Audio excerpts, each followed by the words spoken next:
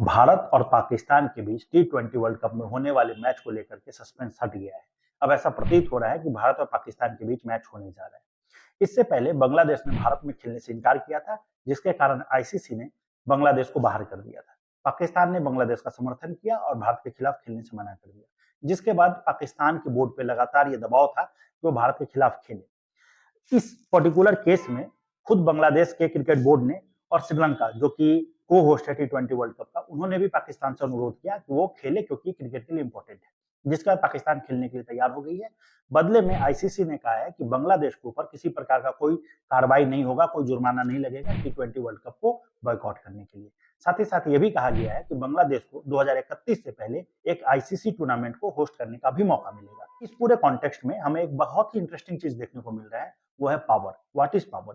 तो इसको डिफाइन करते हुए थिंकर्स कहते हैं कि पावर वो होता है जब आप अपनी बातें मनवा ले, जो आप चाहते हैं वो मनवा ले, चाहे सामने वाला वो काम करना चाहे या ना करना चाहे। दुनिया जानती है कि भारतीय क्रिकेट कंट्रोल बोर्ड दुनिया की सबसे मजबूत बोर्ड है, बहुत ही स्ट्रांग है, इकोनॉमिकली बहुत ही मजबूत है। अब ऐसे में ये प्रतीत होता है कि भारत ने इससे पहले 2025 के वर्ल्ड कप में पाकिस्तान में जाकर के खेलने से मना किया था, 2025 के चैंपियंस ट्रॉफी में।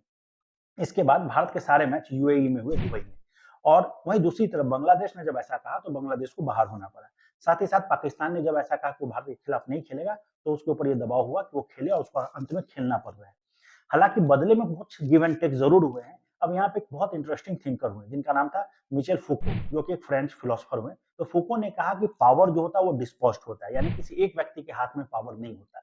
अब इस पर्टिकुलर केस में ऐसा प्रतीत हो रहा है कि पाकिस्तान ने कुछ बातें अपनी मनवाई है, यानी कि भारत भले ही बहुत मजबूत है, लेकिन पाकिस्तान ने भी आईसीसी से कुछ बातें मनवाई है कि भाई बांग्लादेश के ऊपर कोई कार्रवाई ना हो।